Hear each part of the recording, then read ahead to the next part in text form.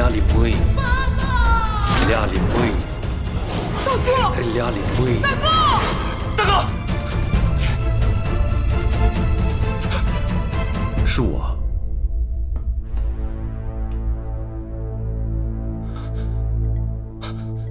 刘先生，我是不是做梦了？脉跳得这么快，司令，您可吓死我们了！您在梦里一直在喊老司令。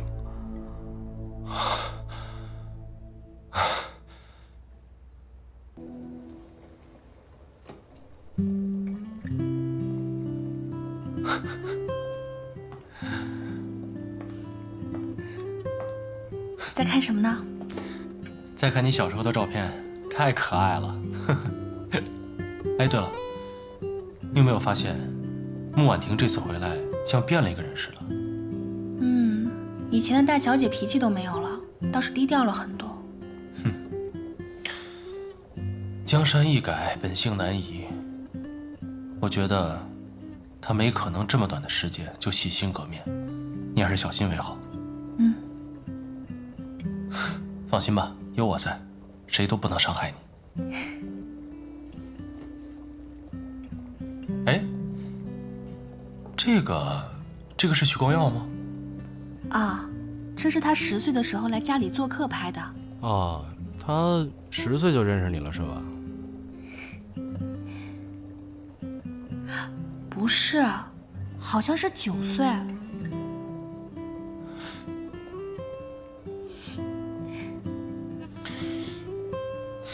认识早有什么用？你还不是我的女人。那你还吃醋？谁吃醋了？你呀。我。那他认识你10几年，我才认识你几个月，应该吃醋的是他吧？只不过，这样的合影我们都没照过。那等我们以后结婚了，这样的合照不是想拍就拍啊？从我们2个人年轻的时候到老的时候，然后我们有孩子有孙子，我们每一年都照全家福，好不好？好啊，那我们这一辈子每时每刻都把它记录下来，好吗？大小姐，大小姐，老爷的书房里还有些文件，我不知道哪些是要用的，哪些是要处理掉，你要不要过来看看？我马上就来。是。我先过去了。好。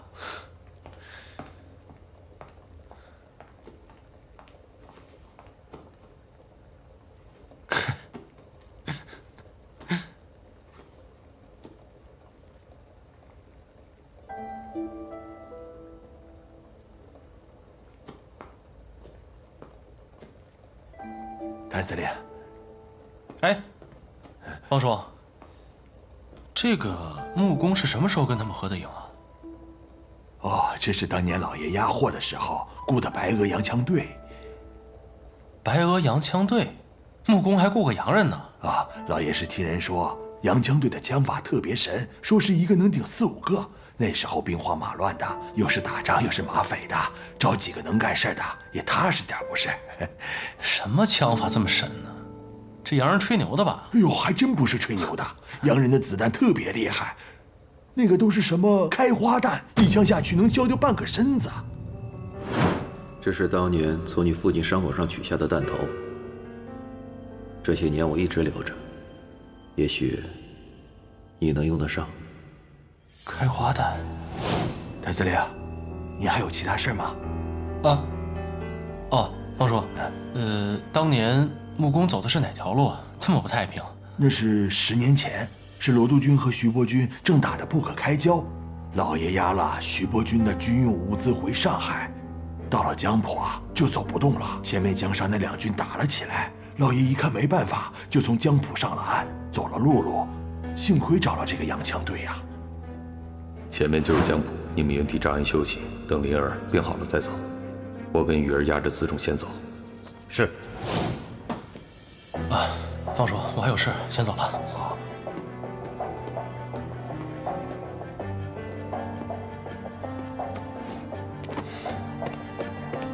回司令部。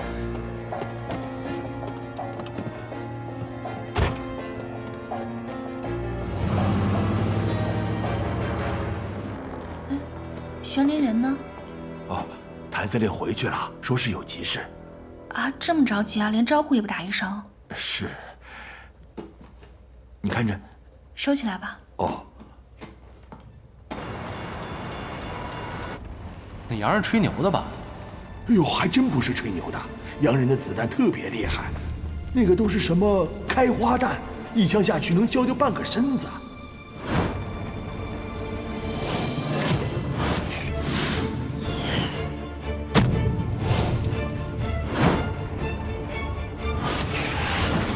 谭四，理查饭店。好。廖先生，我这次这么急着找你来，其实是有一个私事想请你帮忙。跟我还这么客气啊？有话直说。我知道您在使馆区颇有人脉，是否听说过有一支白俄洋枪队？白俄洋枪队？对。他们的枪法神乎其神，而且10几年前就声名鹊起了。他们是靠保护生意人赚取佣金的。当年俄国10月革命之后，有一些当时的俄国军官逃入中国，他们其中确实是有一些重操旧业，赖以谋生。你怎么突然间想问这个？穆伯父当年也雇佣过一支白俄的洋枪队，他们用的是开花弹。而且最巧的是，他们和我爹同一时间到过江浦。我明白了，但是玄林，这个世上有很多巧合之事，也许并不是你想的那样。是，我也希望是巧合。可是廖先生，我是刚刚知道此事的。我现在脑子特别乱，我不知道该去找谁，所以，我只能想到您了。你放心，只要当年的这些人还活着，我一定帮你找到。多谢廖先生，那我就不打扰了，谢谢。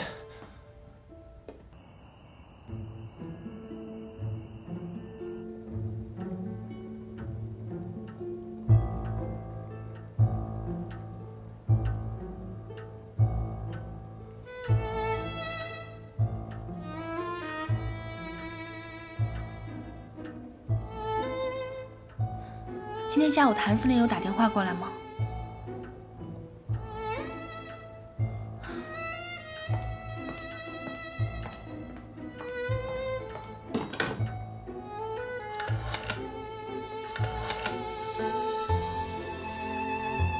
请接司令部。请稍等。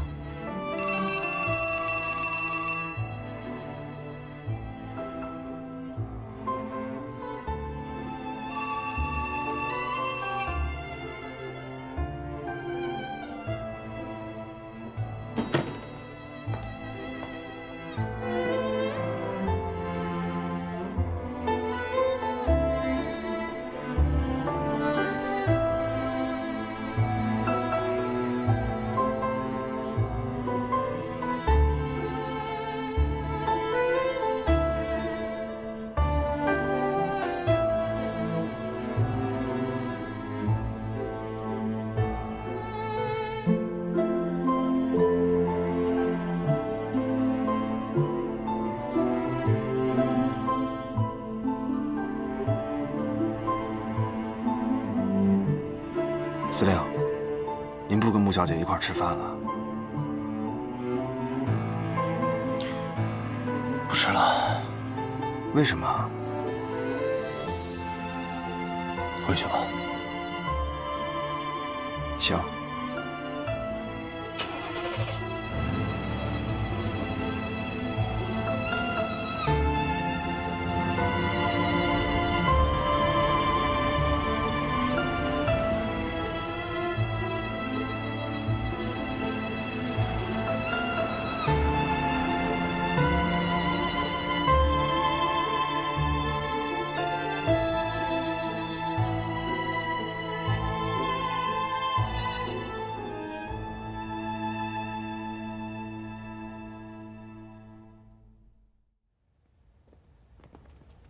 我托阿廖少打听了，这个谢尔盖·奥涅金娜是当年逃入中国的沙皇士兵，参加过日俄战争，是有名的神枪手。在门口守着。好。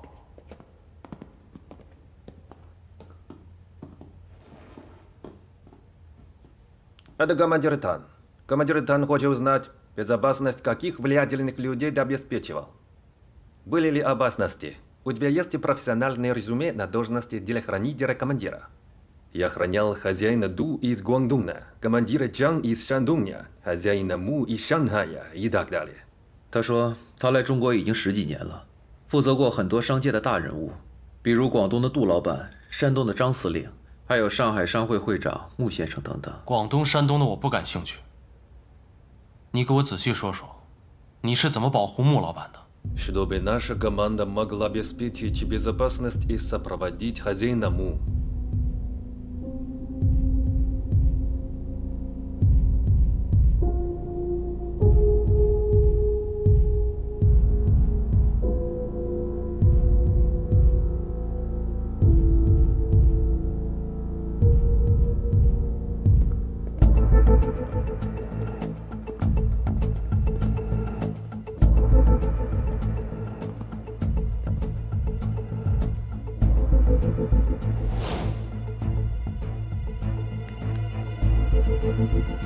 他说，他们当时从江浦上岸的时候，发现了另一伙军人。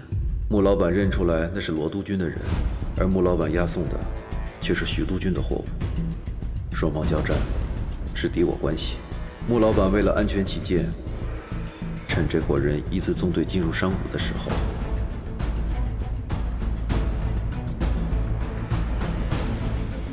下令开枪，无人生还。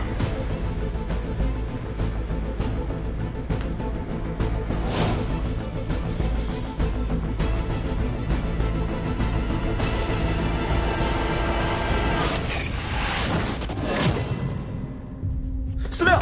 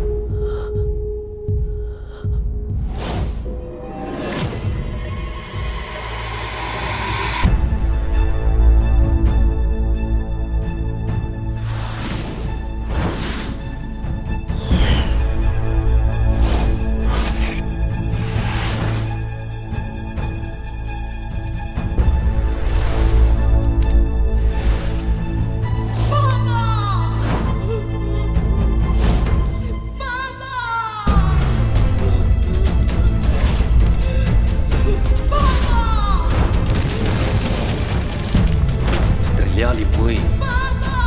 Стреляли мы. Стреляли мы. 大哥，是我。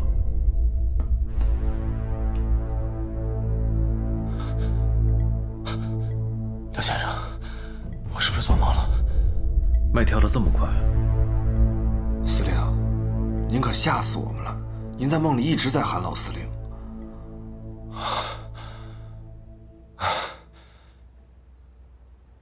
原来是梦啊！我刚才梦见俄国人，说是他们开的枪。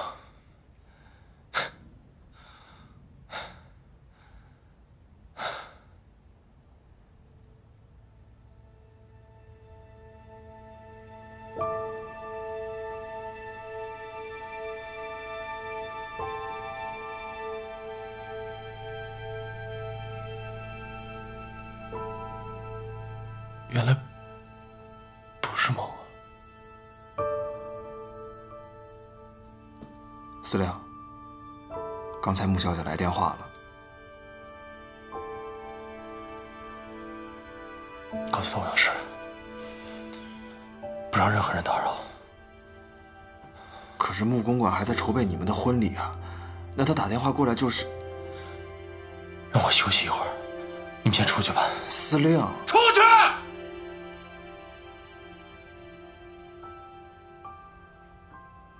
走吧。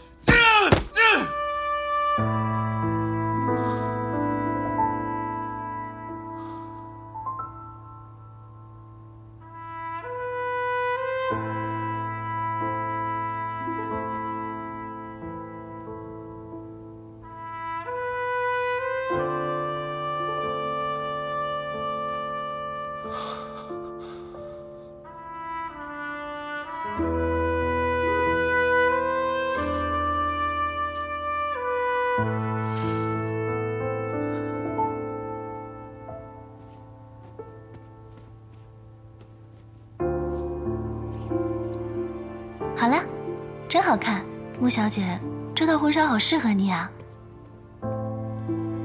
哦，不过这个腰可以再紧1寸，会显得线条更好。好。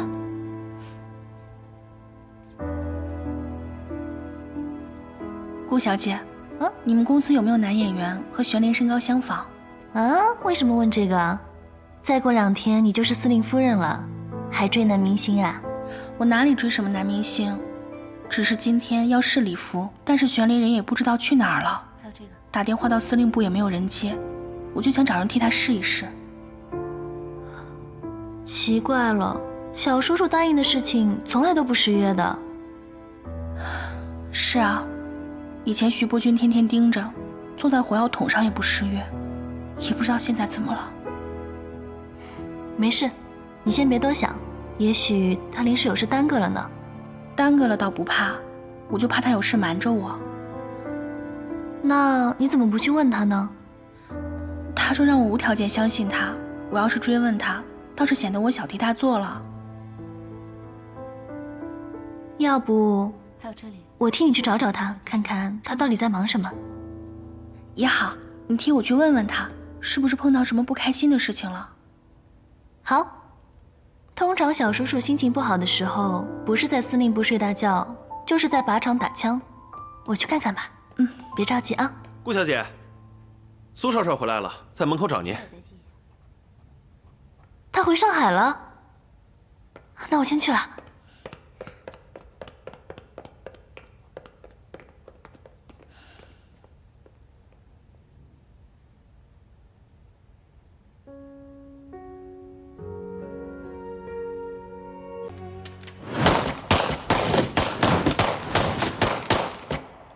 司令，你休息会儿吧，都打了几百发了。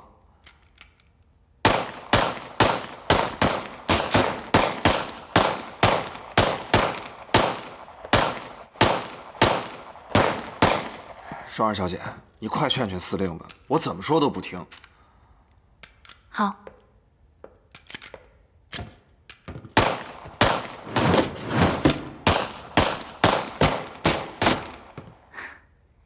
去司令部找你，问谁都不知道你去哪儿了。我一猜就是在靶场。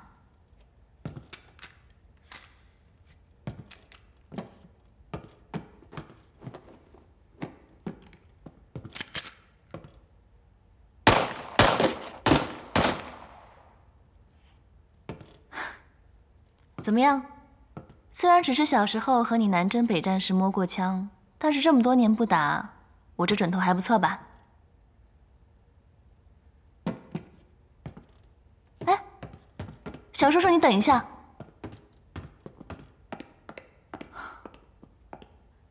你和穆小姐之间到底怎么了？都要结婚了，你们到底在闹什么别扭啊？她还好吗？当然不好，她还以为你故意躲着她呢。本来女孩子嫁人的时候就容易敏感，你还这样对她，她心里能好受吗？双儿，你说，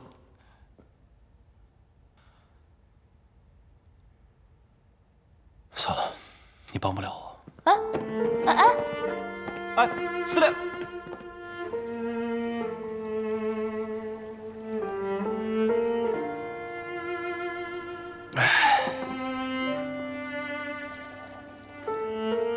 你刚才闷头打靶，现在又闷头喝酒，你倒是和我说句话呀，小叔叔。我不知道该怎么说。这么多年，我还没见你喝这么多过，这到底发生什么事了，让你难成这样啊？双儿，你知道这个混老天干什么了吗？他给你一块蛋糕，却掺杂着砒霜。你说，我吃还是不吃？什么一块蛋糕一口砒霜的，什么意思啊？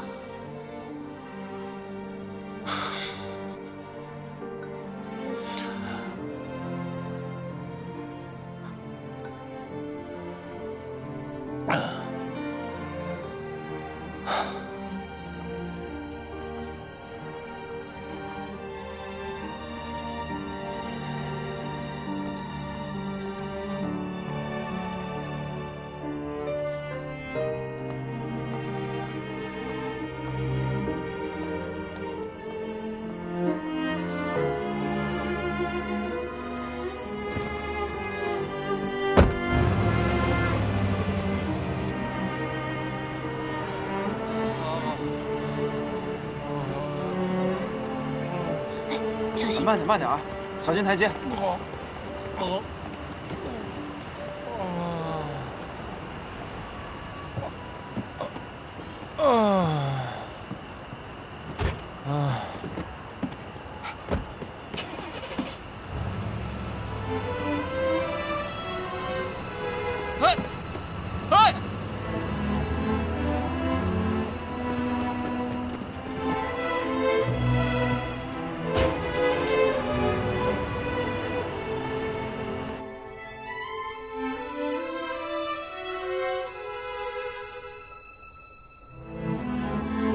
通常小叔叔心情不好的时候，不是在司令部睡大觉，就是在靶场打枪。我去看看吧。备车去司令部。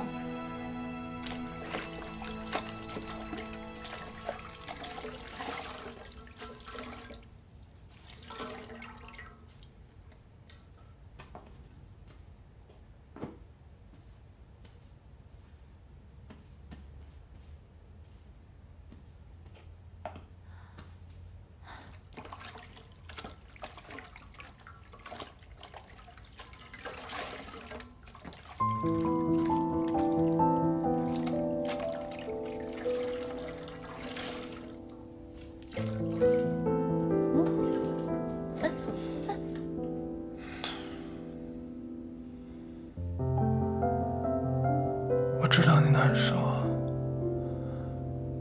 可是万晴，我心里也难受，我不知道该怎么面对你。我本来以为我们之间不管遇到什么问题，都能一起解决。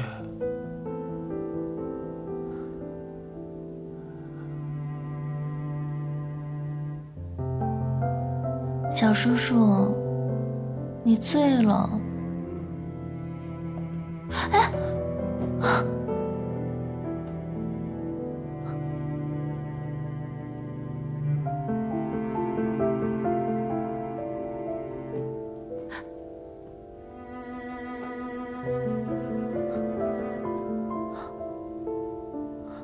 我想过无数种可能，不管不顾的去跟你在一起，但是我每次想到这儿，我的心就很难过。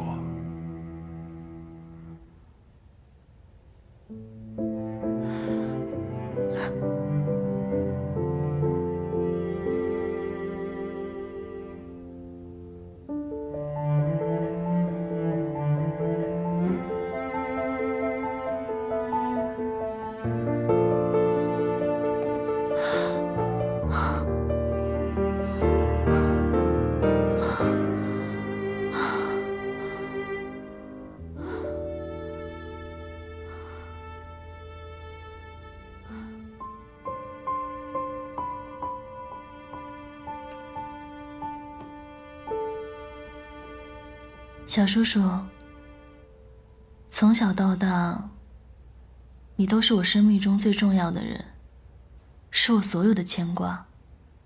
以前我真的想过，这辈子就这么不远不近的陪在你身边。不过你现在有了穆小姐，我还是第一次见你为一个女孩喝醉成这个样子。你对她的感情一定很深吧？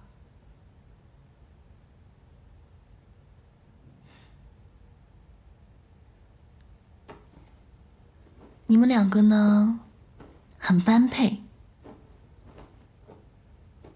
你以后一定要好好对她。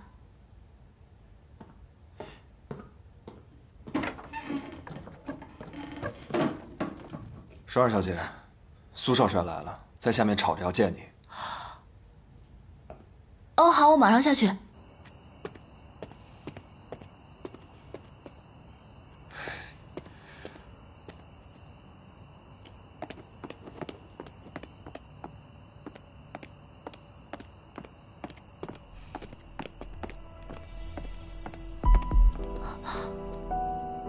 对不起啊，晚上你约我的事，我给忙忘了。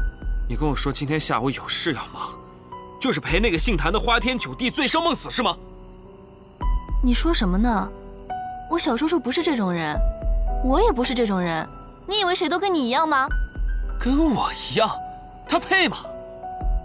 我至少不可能要在结婚的时候和别的女人纠缠不清，更不可能不顾及你的名誉，孤男寡女共处一室。我和小叔叔是一家人，是亲人，我们没有你想的那么龌龊。一家人，一个姓谭，一个姓顾，你告诉我是一家人。来，你现在就把那个姓谭的给我叫下来。我倒要问问他，马上就要和穆婉清结婚了，为什么要招惹我苏红琛的女人？你给我下来！那个，谁是你的女人了？你自己认的，我可没认啊。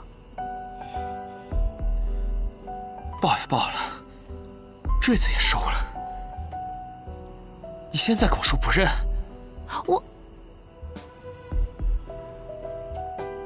报是你要报的，坠子也是你塞给我的，我凭什么要认？你就那么离不开那个谭玄龄是吧？我一片真心，你当成驴肝肺，愿意跟他这个有妇之夫暧昧不清？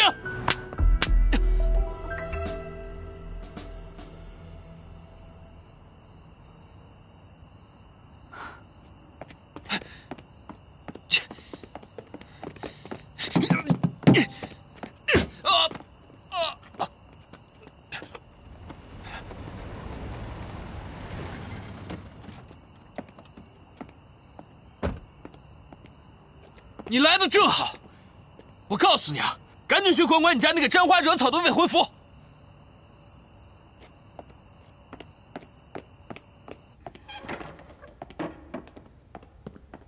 12小姐，司令这次真是喝多了，连胆汁都吐出来了。没事，我来照顾他吧。嗯。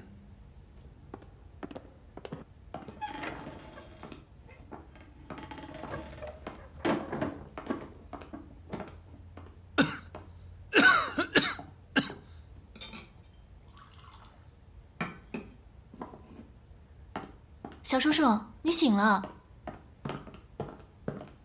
哎，穆小姐，那个我们司令已经睡了，你有什么事儿明天再说吧。哎，穆小姐，哎，穆小姐，穆小姐。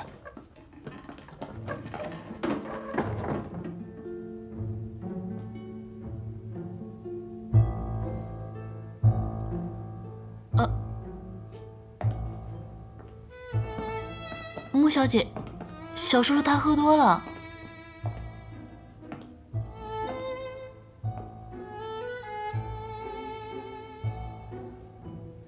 顾小姐，真是麻烦你了，你先回去休息吧，我来照顾他。哦，好。哎，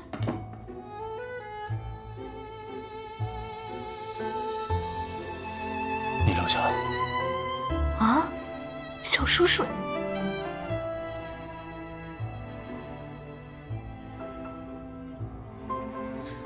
我来都来了，你还麻烦人家顾小姐干什么？谭四，在，送他回去。是。我不回去。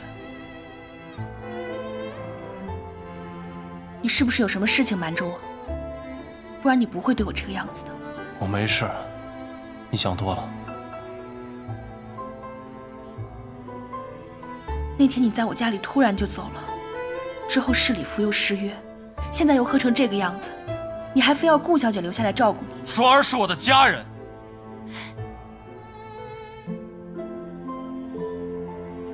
难道只有你能不眠不休地照顾你青梅竹马的徐光耀，就不能我亲手养大的双儿照顾我吗？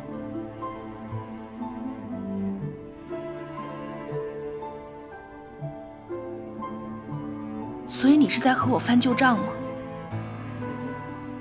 没有，穆小姐，小叔叔他喝醉了，说胡话呢。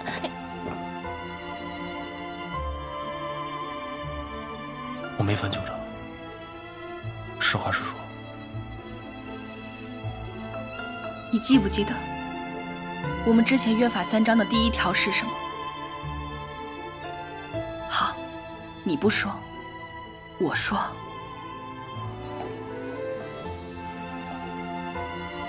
第1条就是，既然互相合作，就要彼此信任。信任个屁！你半夜闯到我办公室来，不就是不信任我？我没有不信任你，我是真的想留下来照顾你。如果你一定要顾小姐留下，可以，我可以走，但你得告诉我理由啊。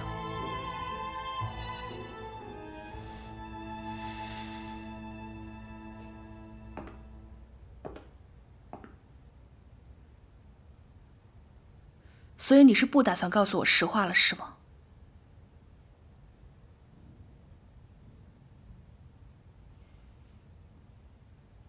你曾经告诉过我，真正的信任是在彼此看不到的地方，依然选择相信对方。所以这一次，我还是相信你。我相信你突然的冷淡是有原因的。但如果我们还有机会成为夫妻，我希望你能让我看到你的一切。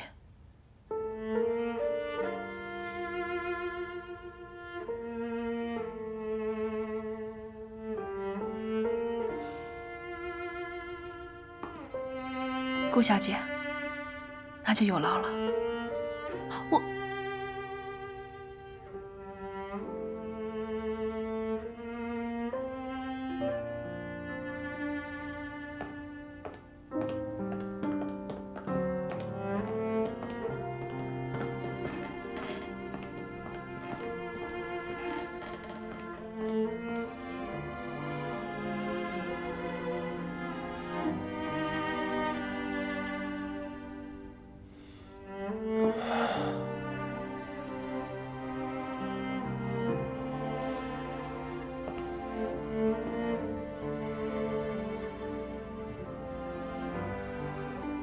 小叔叔，你干嘛呀？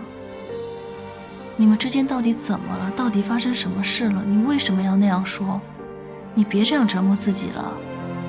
双儿，你知道吗？我原本以为不信命的，我觉得我做什么都没有问题，什么都难不倒我。但是现在，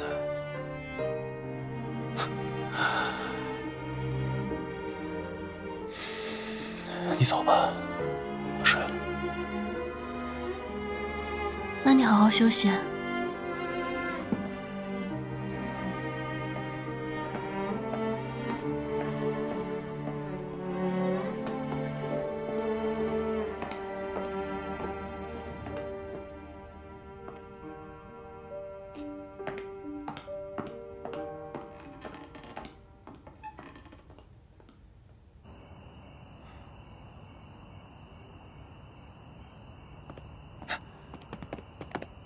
穆小姐，你怎么一个人出来了？顾小姐呢？顾小姐要照顾谭司令，恐怕没有时间见你。穆婉清，你有没有搞错？他谭玄龄还没跟你结婚呢，这就敢吃着碗里看着锅里了？你就这么惯着他？顾小姐和谭司令是亲人，用不着你来说三道四。完了完了，你是彻底被那个谭玄龄给洗脑了吧？我和谭司令之间更用不着你来说三道四。穆婉清，你怎么这么不识好人心呢？谭玄龄他什么人？他是一个马匪土包子，你一个弱女子能拿捏得住吗？你当初为了他拒绝了光耀，现在他原形毕露，你不仅自作自受，还连累了我。要是顾小姐对你有意，会用我来连累你吗？你不可理喻。她这么做肯定是有她的原因，你放心，他们俩之间不会有事。这叫没事？孤男寡女共处一室。我说没事就是没事，我有这个自信，难道你没有吗？自信，我当然是有的。那就赶紧回去，别把事情闹大，否则你和顾小姐更没有戏。不可理喻！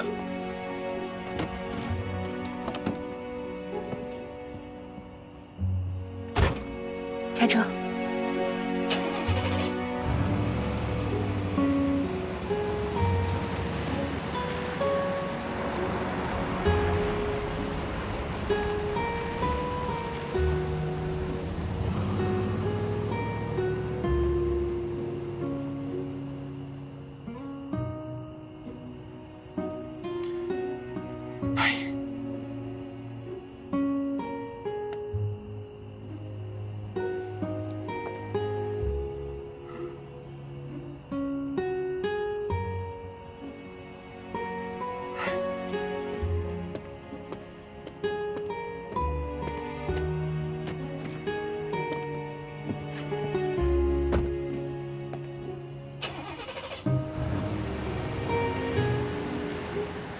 你说我是你的女人，我心里面还是挺开心的。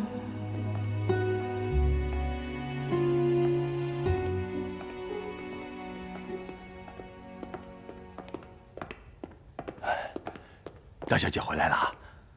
你没事早点下去休息吧。哎，夜深了，你也早点歇着吧。穆管家，那天谭司令有没有说什么？谭司令也没说什么，就是一直在看照片。不过他问了2句照片的事。你把他那天看的相册全部给我。哎。谭司令看的是哪本相册？是这本。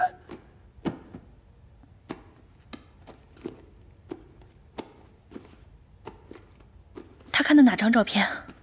就是老爷年轻时押货时的一张照片，是和洋人一起拍的。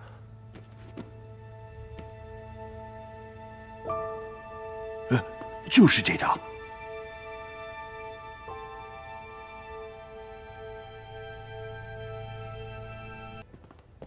大小姐，顾小姐来了。顾小姐，快过来。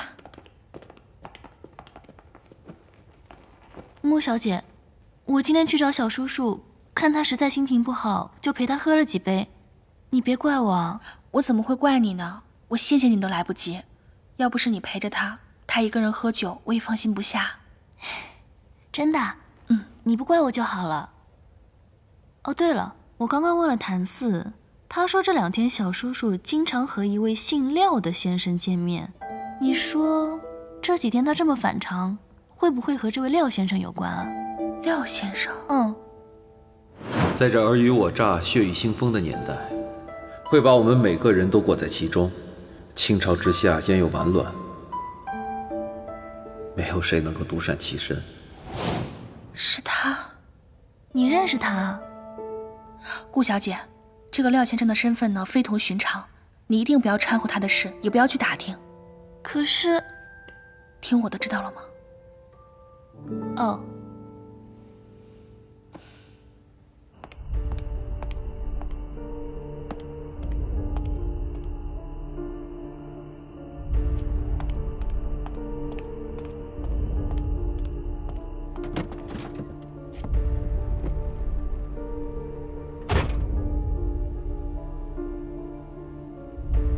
事情办得怎么样了？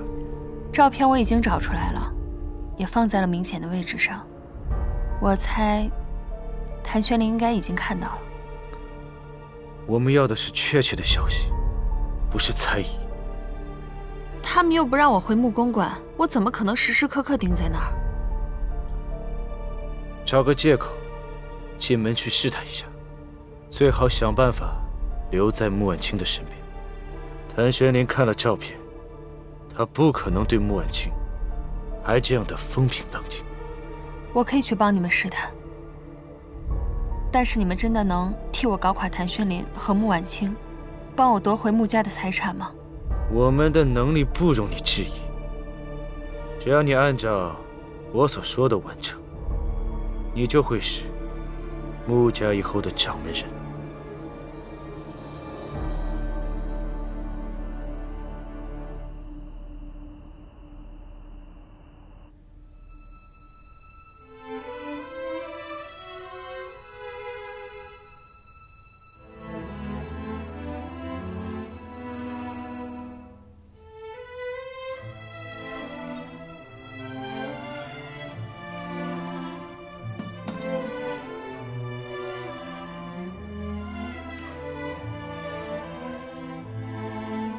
妈，玄灵今天不知道怎么了，突然对我的态度就变了。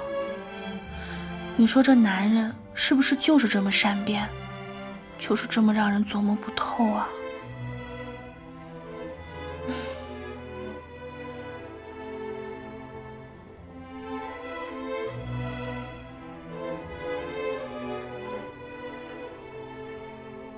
你曾经告诉过我，真正的信任是在彼此看不到的地方依然选择相信对方，所以这一次我还是相信你。司令，廖先生到了。廖先生，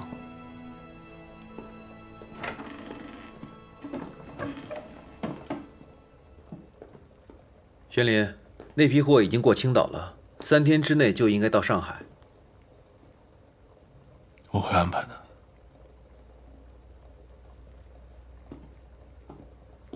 那你跟穆小姐的事情，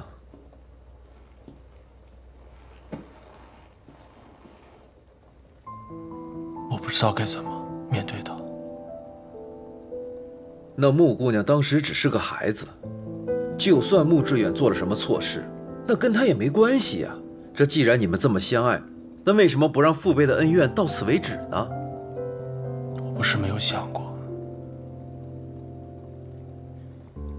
但一辈子这么长，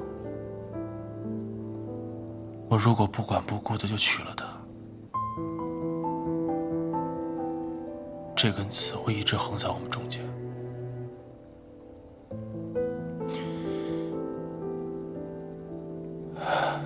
我怕我会伤害她。我答应过她，我这一辈子要爱她，保护她。如果我做不到，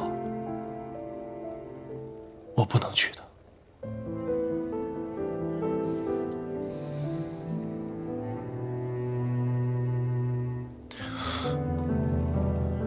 廖先生，能不能帮我一个忙？你说。我想让您帮我找一下谢尔盖洋枪队当年的队员，因为这件事对我太重要了，我不敢相信他的一面之词。你放心，只要这帮人还活着，我一个不少的给你找来。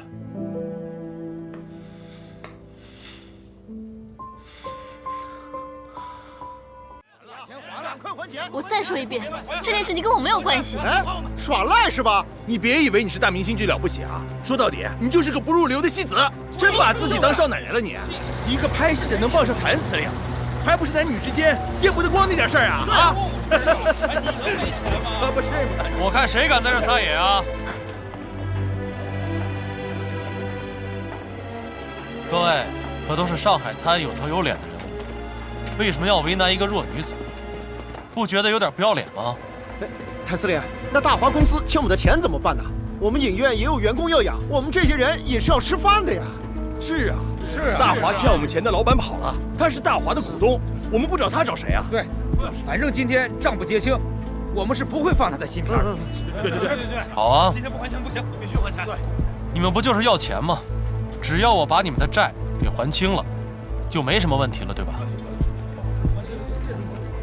钱，行了。我谭玄林以上海司令的名义在向你们担保，大华公司欠你们的钱由穆家商会承担。只不过我有一个条件，必须要放他的电影。那谭司令此话当真？如果你不相信，可以去穆家商会求证啊。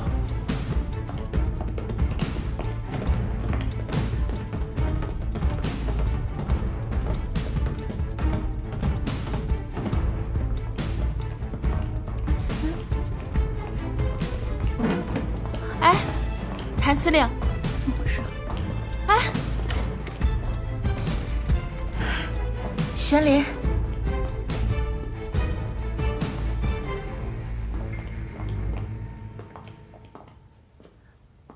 这是？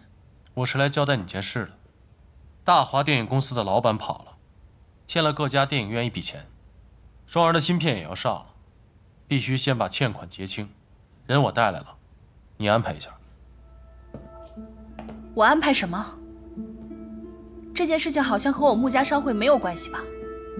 是，本来没有关系，但是我答应了各位老板，大华公司欠的钱由穆家商会承担。凭什么？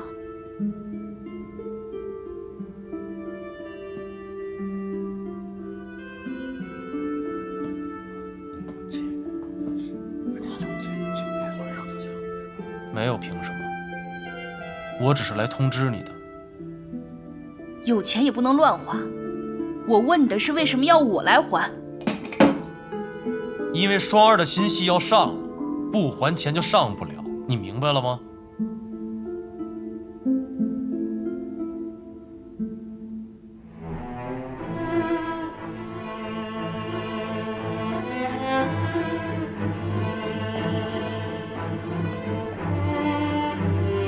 不是不支持顾小姐的电影，只是这件事情真的没有你想的那么简单。我不管其他的，我就问你能不能快点。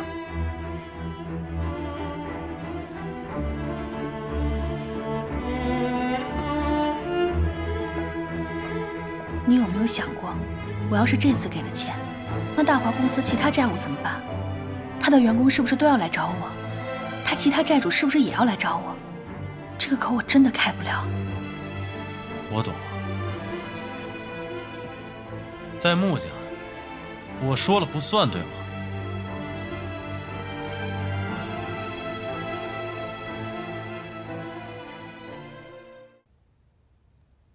你能不能讲点道理？讲道理。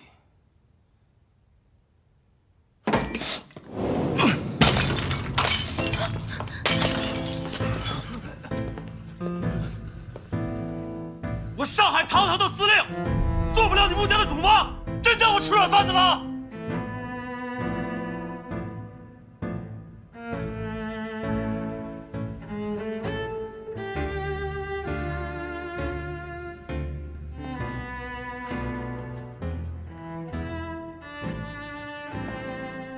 雪莲。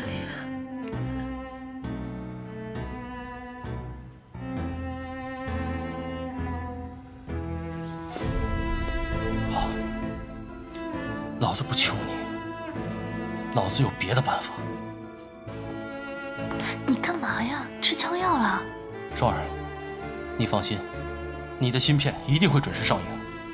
他穆家不帮你，有的是人愿意帮你。各位老板，我以司令部的名义担保，欠你们的钱如数奉还。各位请回吧。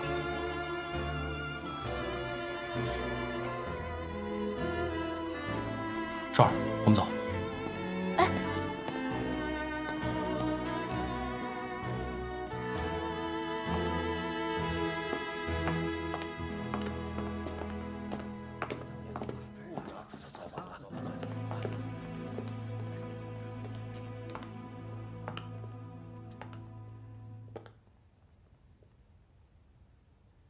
婉清，谭司令怎么这么对你啊？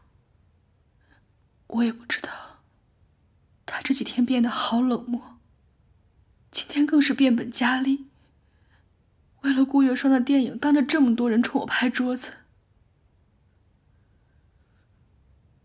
你先去忙吧，我自己一个人待一会儿。好，我先去忙，你也别太难过。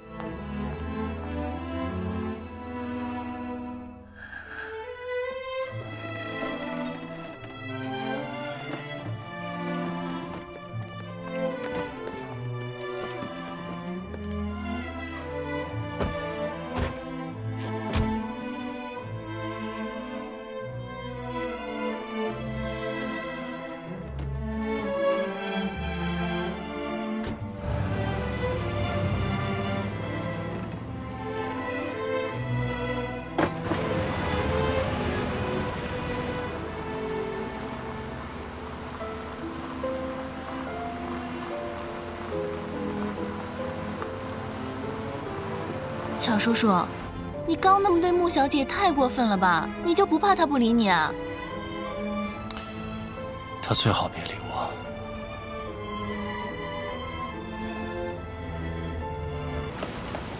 停车！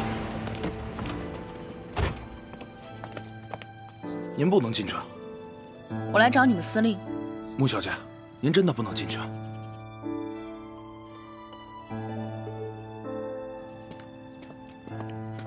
婉清小姐，怎么了？我来找你们司令。哦，我们司令不在，请回吧。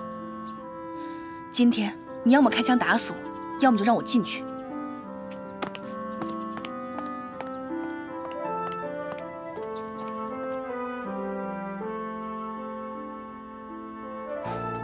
哎，穆小姐，哎，穆小姐，哎，穆小姐，穆小姐，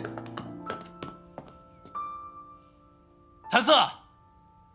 门口的卫兵都是摆设吗？懂不懂规矩啊？你不要怪他们，我自己进来的。我就想当面问问你，你为什么要撤掉民团？为什么连穆公馆的卫兵都要撤掉？滚出去！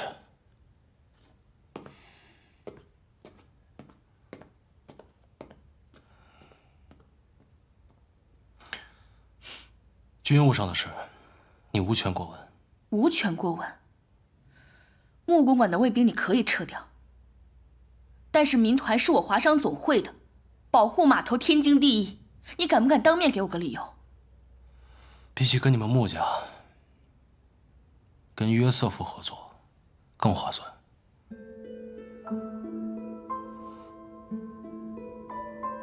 他把码头借给我运货，我让我的民团兄弟去保护外滩码头的安全，有错吗？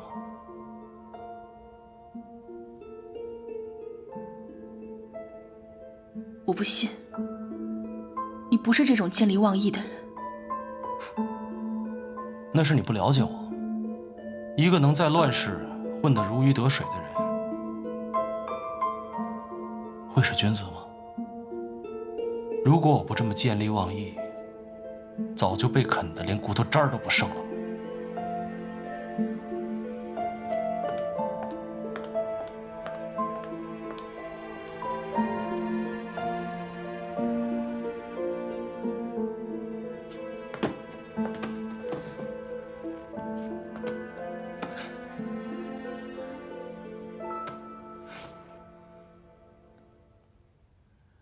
玄莲，这里没有外人，你跟我不用演戏。你是不是有事瞒着我？你跟我说，我会保守秘密的。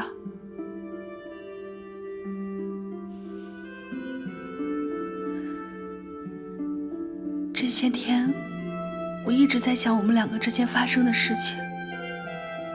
但我真的想不明白，你到底是为了什么，好端端变成这样？你就当我是一个阴晴不定的混蛋吧。不是啊，你告诉我一个理由好不好？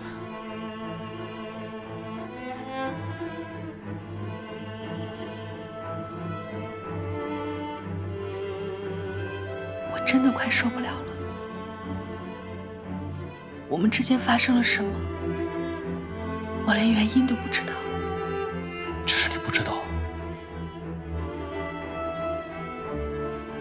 我真的好累，我觉得我快坚持不下去了。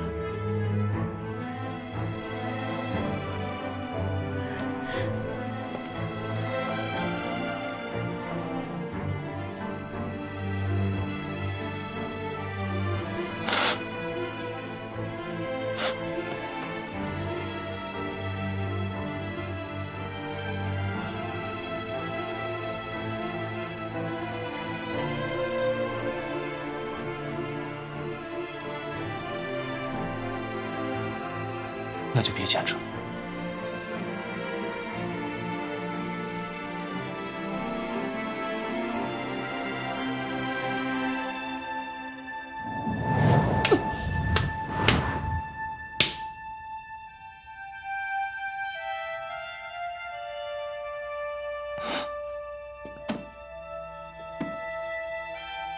你休想让我这么不明不白的放弃。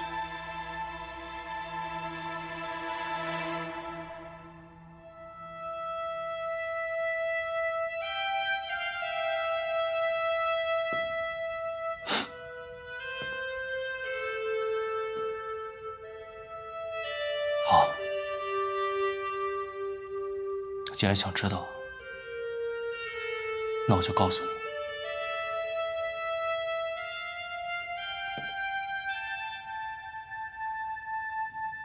你知道我爹怎么死的吗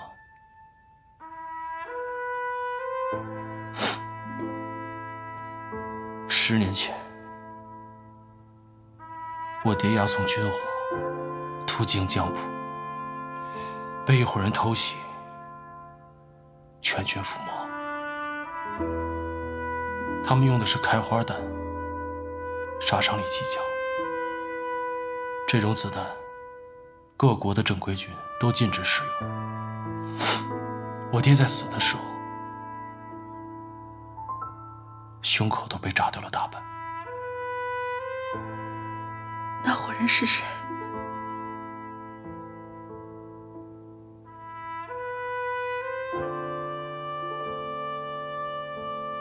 ？10年前，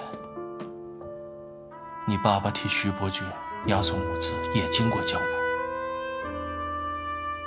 他雇佣了一队白俄的洋枪队，这帮人用的就是开花弹。雇佣的理由是战斗力高。我不信。你不信？不可能。不可能。你回家翻翻你家的相册，看看你爸和洋枪队的合影，而且我还找到了当年洋枪队的队员，就是他告诉我，是你爸杀了我爹。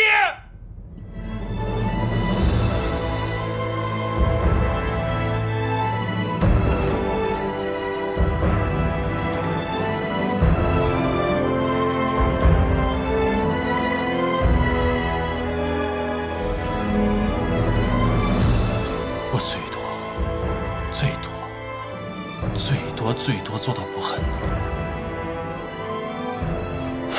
从今天起，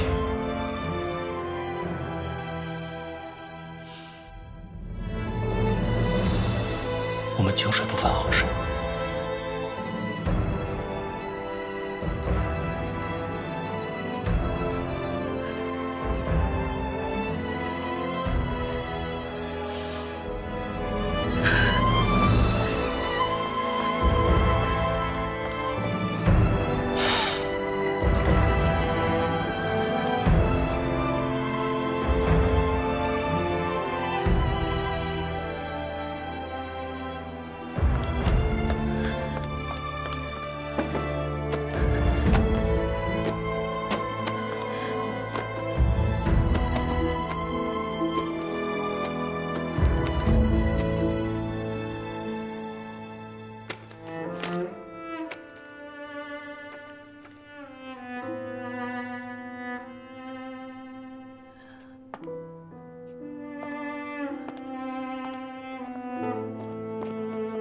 哎，小姐，你这是干什么？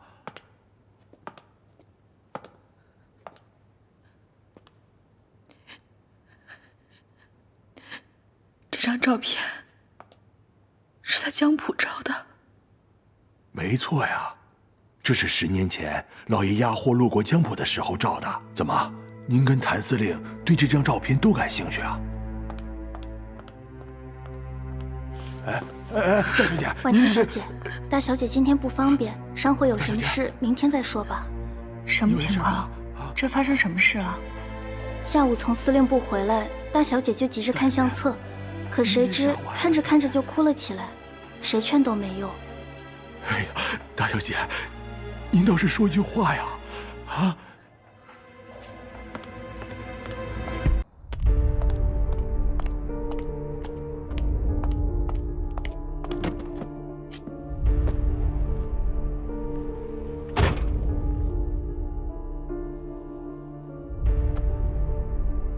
谭轩林真的把穆婉清当成仇人的女儿，穆婉清也当真了。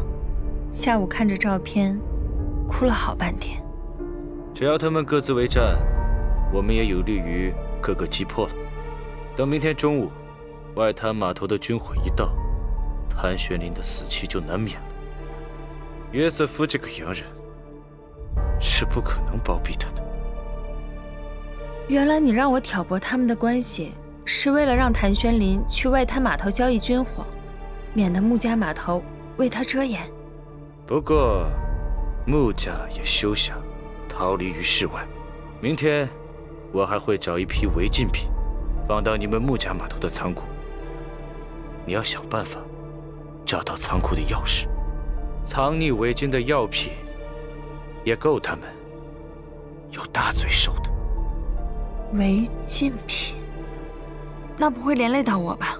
放心，我们会做得天衣无缝。等扳倒了穆婉清，穆家的一切都是你的。嗯，好，包在我身上。另外，明天我会找人盯紧穆婉清，以免他失账。在商会，你也要帮我盯紧他的一举一动。如果他要离开商会，要立刻向我报告。明白。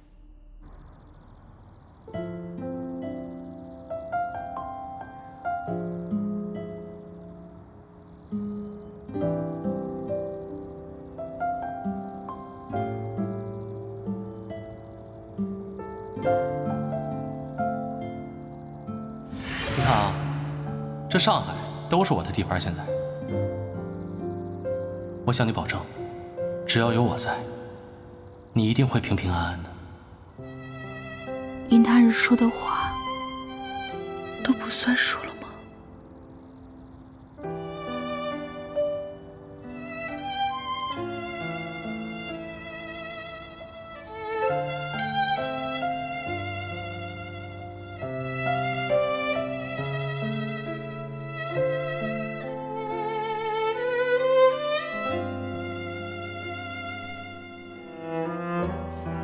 各位，从今天开始，穆小姐就是我谭玄林的人了。好。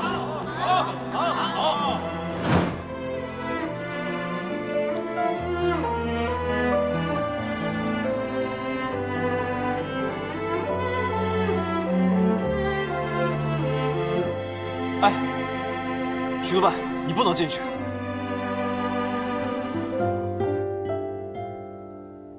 徐督办，你不能进去。徐督办，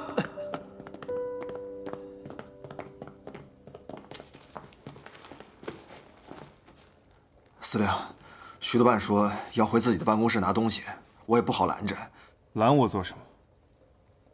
做了亏心事，不敢见人吗？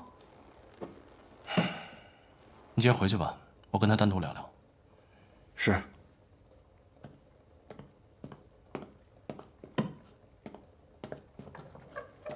你和婉清到底是怎么回事？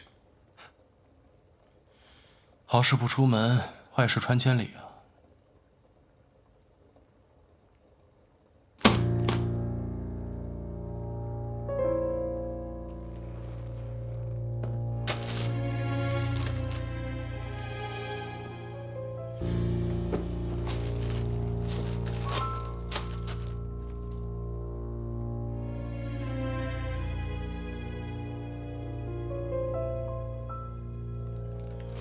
没想到徐督办也会看这种八卦小报啊！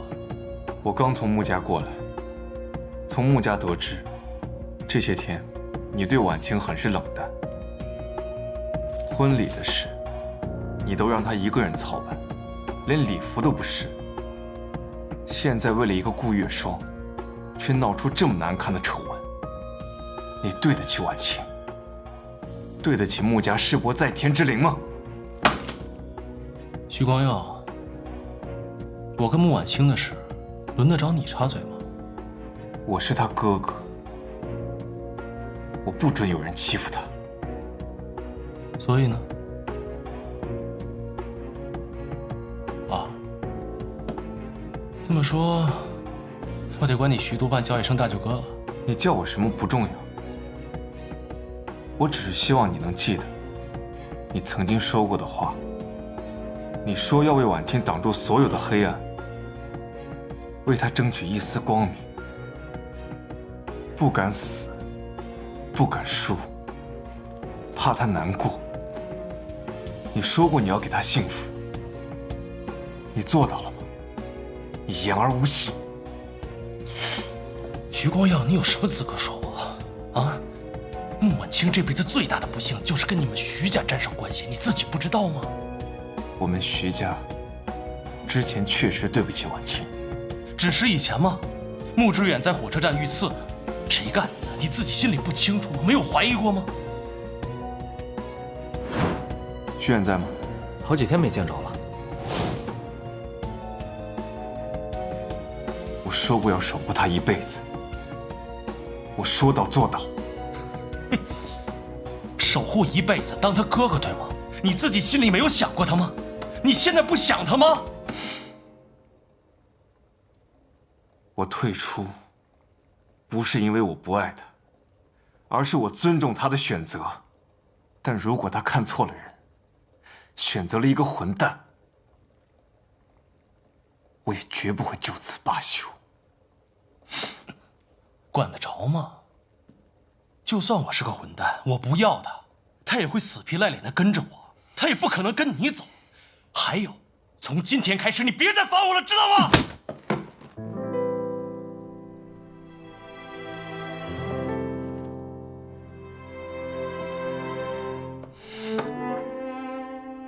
你给我听着，你要真的是个混蛋，我一定不会放过你。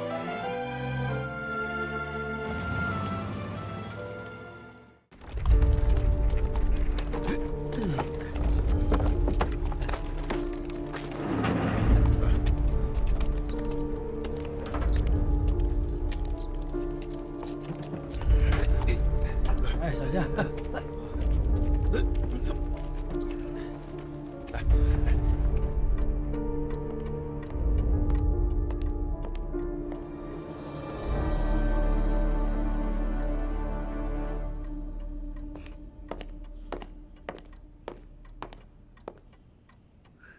婉清，这是这几个月码头的流水，你看一下。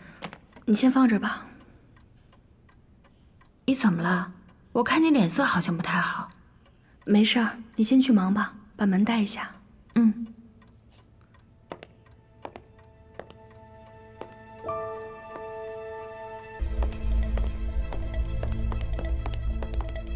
哎，婉清，你要出去啊？我今天不知道怎么头疼的厉害，我去喝杯咖啡。好。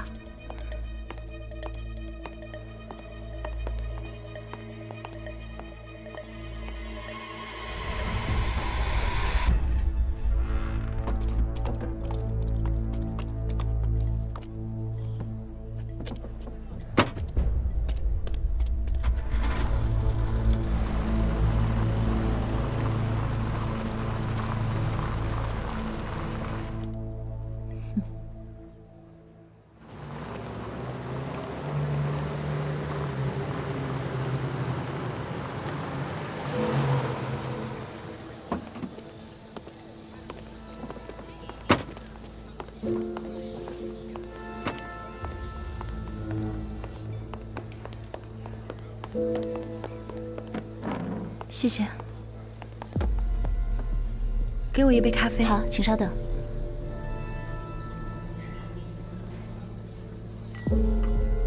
谢谢。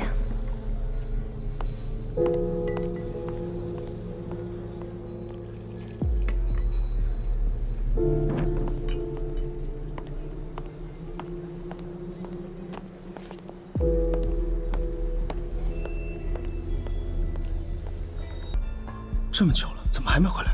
要不要去看看？得去看看，不然人丢了怎么办？哎，回来了。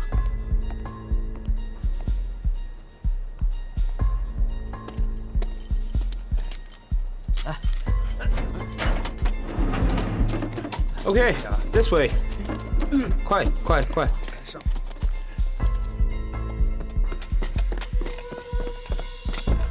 报告，货已经到了码头，暂时存放在6号仓库。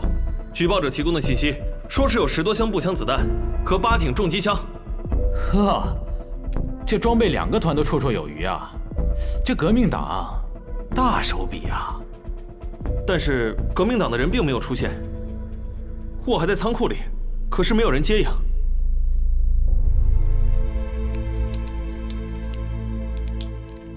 是。这革命党没有出现。哎，左雄，你别这么看着我呀！我一直在陪你们打牌，我连司令部的门我都没出过，你不会怀疑我吧？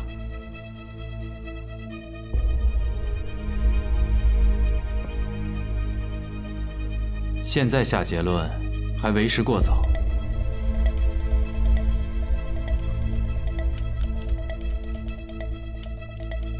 谭司令，不如这样，我们去码头验验货，如果是军火，你亲眼所见，也不至于说我们动了手脚；如果不是军火，你放心，我们调查组一定会还你清白。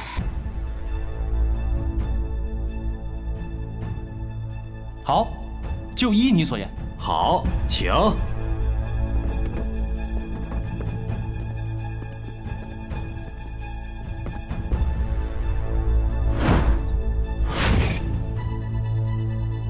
来啊！行，哎，快点！哎，来了。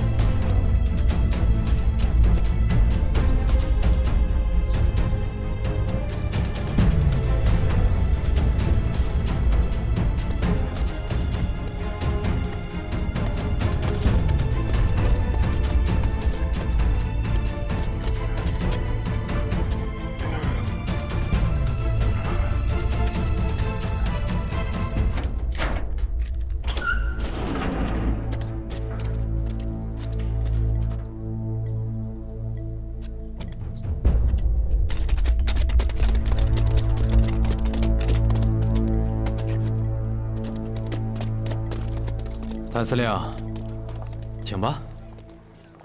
左兄，这个仓库呢，是我跟费总统的朋友约瑟夫先生借的，但这里边有什么我也不知道。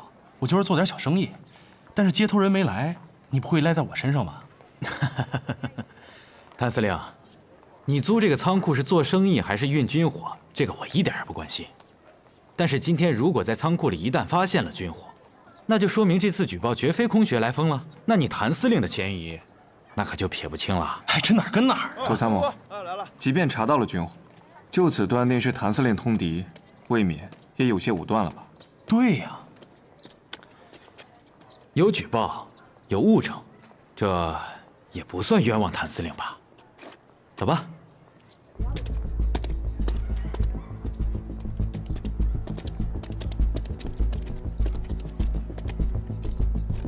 守候，怎么办？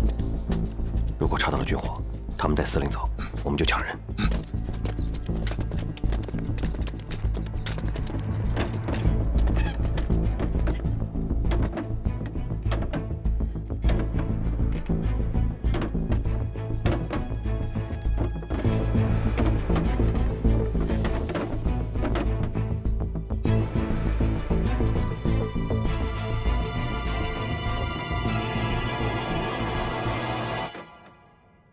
报告长官，所有箱子里全都是碗筷。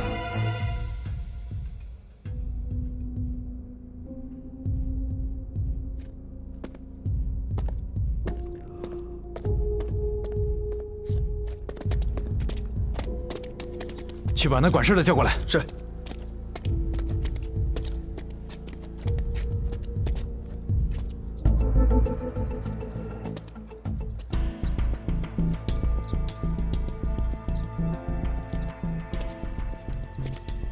长官，有什么问题吗？6号仓库今天所有到的货是不是都在这里面？长官，这个是9号仓库，6号仓库在后面。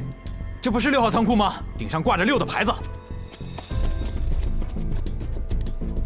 哦，这个不是6。肯定是那个粗心的工人挂反了牌子。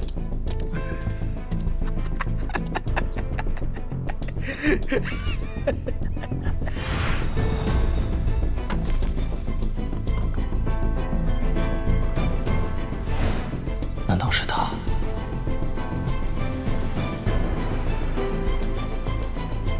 那6号仓库在哪儿？6号在那边，带我们去。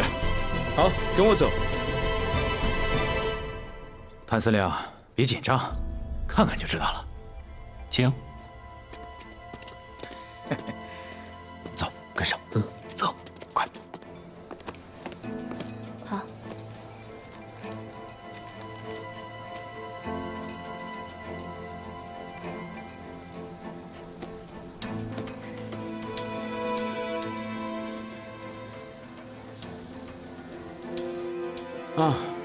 Oh, this is 6, not 9.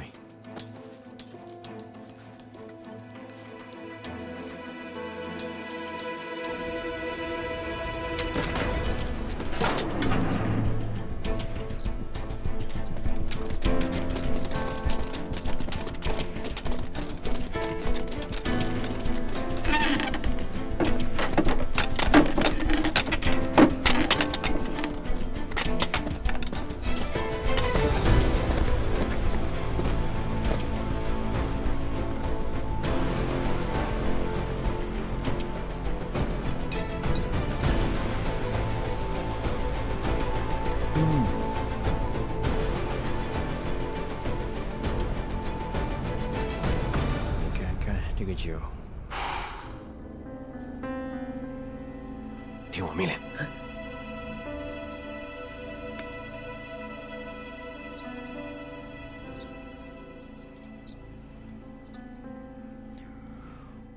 报告长官，所有的箱子里面全部都是各种红酒和洋酒。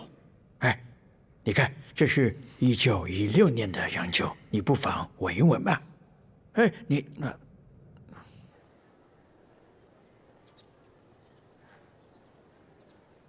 谭司令，你自己的仓库，你不知道错了吗？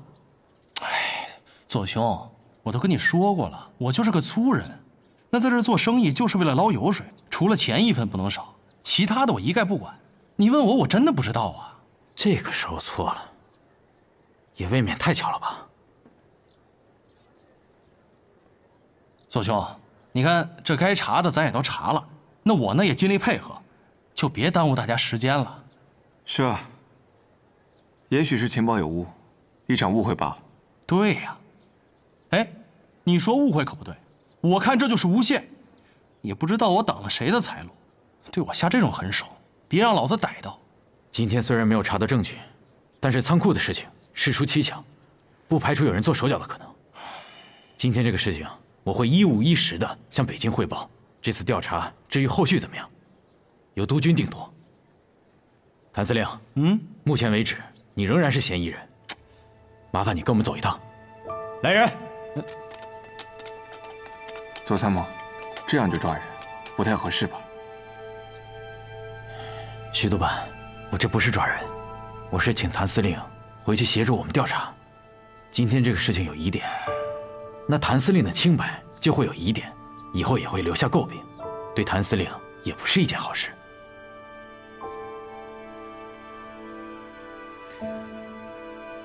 清者自清，谭司令，如果你真是清白的，那我们调查的越仔细，就对你越有利。行，既然左兄这么谨慎，那我尽力配合就是。请吧。I can't believe it. How can they make a mistake like this? Huh?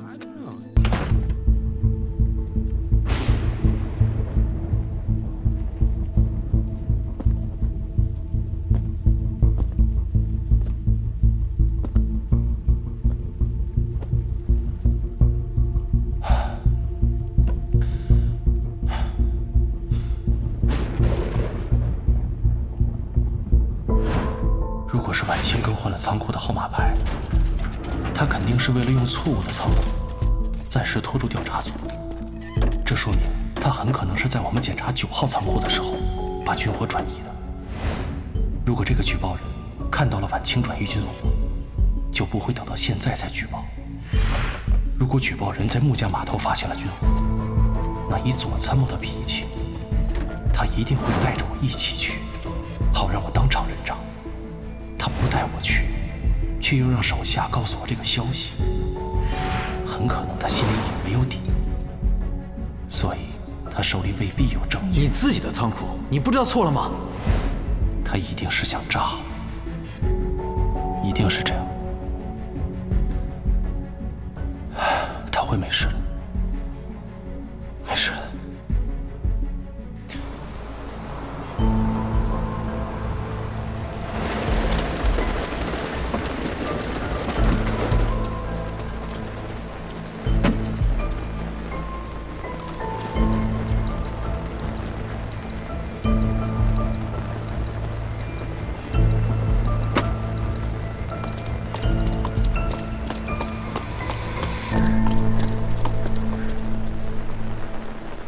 穆小姐，长官，这么晚喊我过来，什么事啊？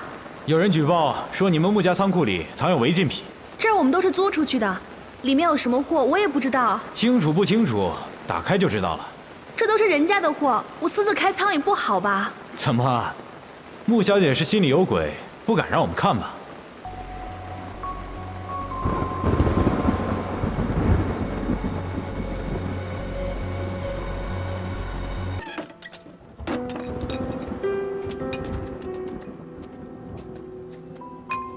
这可全是西药啊！是啊，怎么都会是西药呢？这可是违禁物品啊！管事，这批货是谁的？大小姐，这2天民团撤了，我们光是码头那边的事情都顾不过来，这实在没有人手再来管仓库这儿的事儿啊。那也就是说，这批货不知道是谁的，也没有登记是吗？那现在查出来了，岂不是都赖我？穆小姐，看来这次举报属实。西药是违禁物品，如果你不能提供货主信息，那就麻烦你跟我们走一趟吧。哦。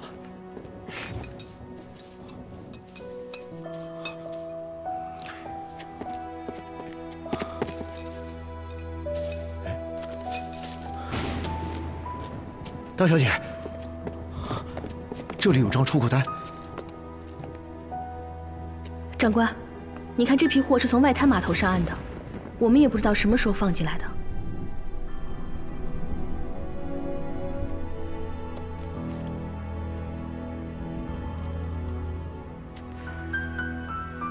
看来，今天早上从外滩码头6号仓库运走的，正是这批西药。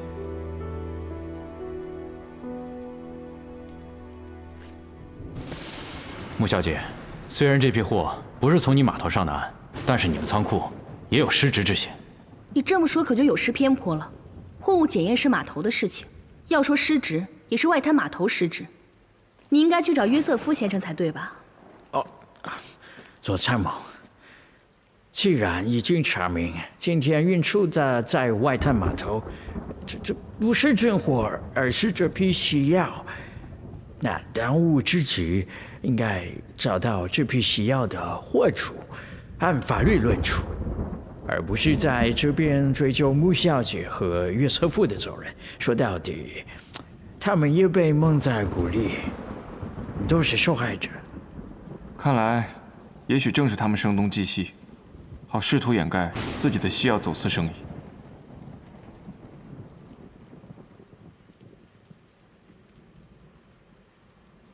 日本人。这上面写的是大和商贸株式会社，好像是一家日本商贸公司。这些该死的日本人，把我们耍得团团转。这件事情，上报北京，把这个株式会社查处了，所有的日本人，全部交由领事馆遣送回国。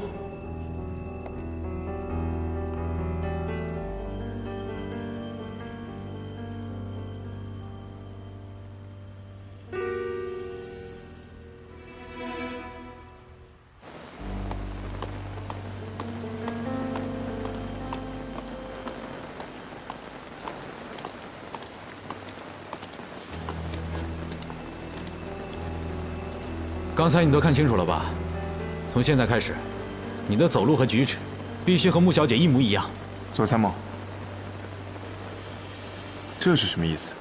徐督办，小心驶得万年船。如果谭司令真的通敌了，我们让他以为我们抓了穆小姐，正是逼他露出马脚的好时机。现在既然已经知道这批货是日本人声东击西之计，既然与谭司令无关，那就应该立刻放人。如此无事生非、诬陷构陷之计，于理于法都不合适。徐督办，注意你的言辞，我这可不是构陷啊，是试探。如果谭司令真的是清白的，那他没有什么马脚可以露出来。可是，如果谭司令真的通敌了呢？你我这样草率断案的话，那可是要贻害无穷的。左参谋，我认为此事不妥。徐督办，从一开始举报谭玄林的就是你们越城督军府，按理说你们是要查清楚才对的，可是你百般阻挠，什么意思啊？难不成从一开始你举报就是假的？哎，试探一下也无妨，清者自清嘛。左参谋恪尽职守，确保万无一失。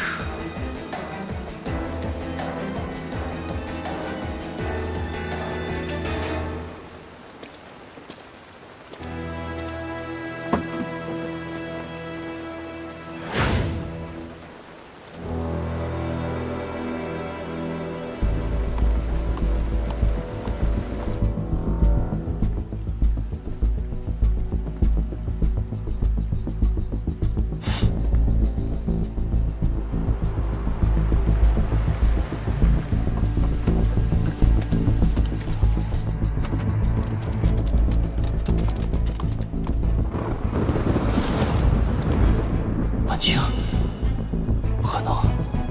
难道他们真的查到了军火？